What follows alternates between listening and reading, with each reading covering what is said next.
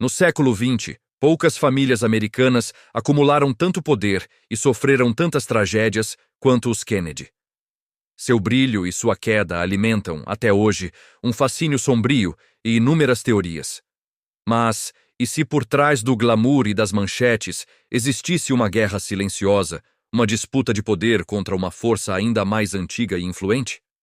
Nas sombras da história americana, algumas narrativas sugerem que a ascensão dos Kennedy foi vista como uma ameaça por dinastias financeiras que moldaram a nação por gerações.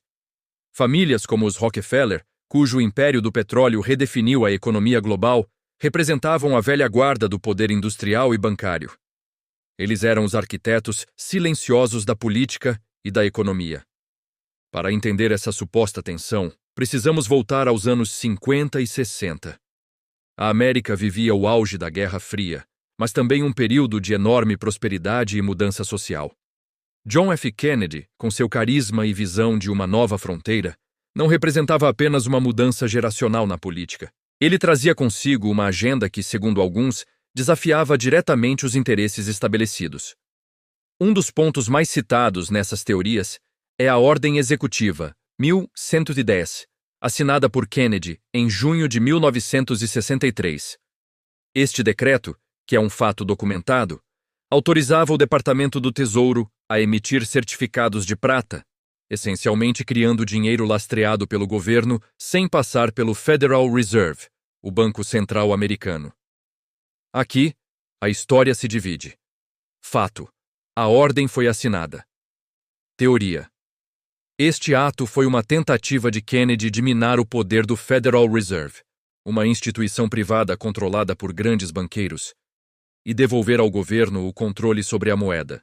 Os teóricos afirmam que isso foi uma declaração de guerra contra a elite financeira, que lucrava imensamente com o sistema vigente.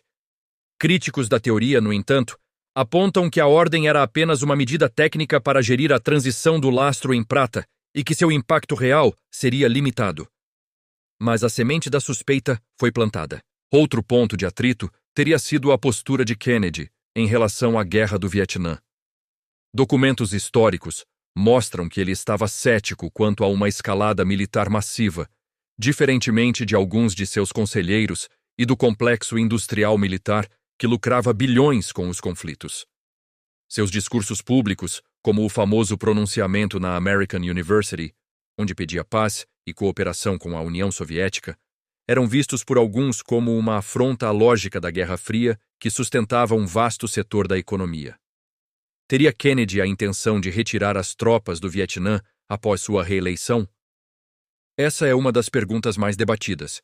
Seus planos, se reais, contrariavam diretamente os interesses de gigantes corporativos e financeiros que se beneficiavam da produção de armas e da logística de guerra.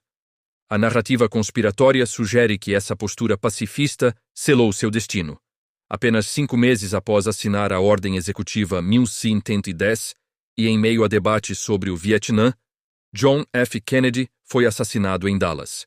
O relatório oficial da Comissão Warren concluiu que Lee Harvey Oswald agiu sozinho. Uma conclusão que, para milhões de pessoas, nunca pareceu suficiente para explicar a morte de um presidente tão poderoso. E a partir daí, a maldição Kennedy pareceu se intensificar.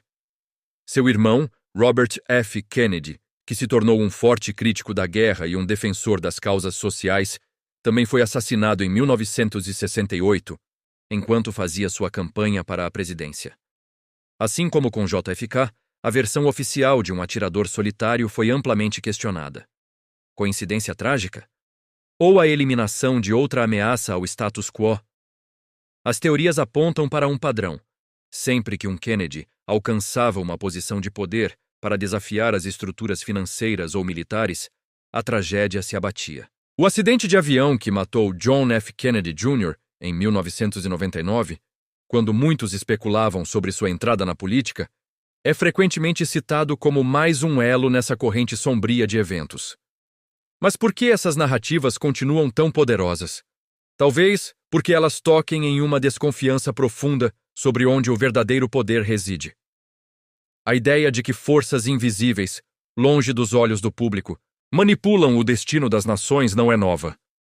As dinastias financeiras, com sua imensa riqueza e influência, tornam-se o alvo perfeito para essas suspeitas. Elas operam em um mundo de conselhos de administração e transações globais, longe do escrutínio diário da política. É crucial separar os fatos documentados das especulações. As decisões políticas de Kennedy são fatos. Os assassinatos e as tragédias são fatos. A existência e o poder de dinastias como os Rockefeller são fatos. A conexão direta entre eles, a ideia de uma conspiração orquestrada para eliminar os Kennedy, permanece no campo da teoria. Não há provas conclusivas, apenas uma teia de coincidências, motivações e perguntas sem resposta. Essa história nos obriga a questionar a natureza do poder. Será que a democracia eleitoral é a força suprema? Ou existem outras camadas de influência, mais discretas e permanentes, que realmente ditam os rumos da história? A saga dos Kennedy contra as elites financeiras pode ser uma ficção, um mito moderno nascido da dor e da desconfiança. Ou pode ser um vislumbre de uma verdade desconfortável que preferimos não encarar. A resposta definitiva talvez jamais seja encontrada, perdida nos corredores do poder e nos segredos guardados pelo tempo. Cabe a cada um de nós examinar as peças desse quebra-cabeça histórico e decidir o que acreditar. A única certeza é que a história dos Kennedy continua a nos lembrar que, por trás da fachada da história oficial, sempre há outra história esperando para ser contada. Obrigado por assistir.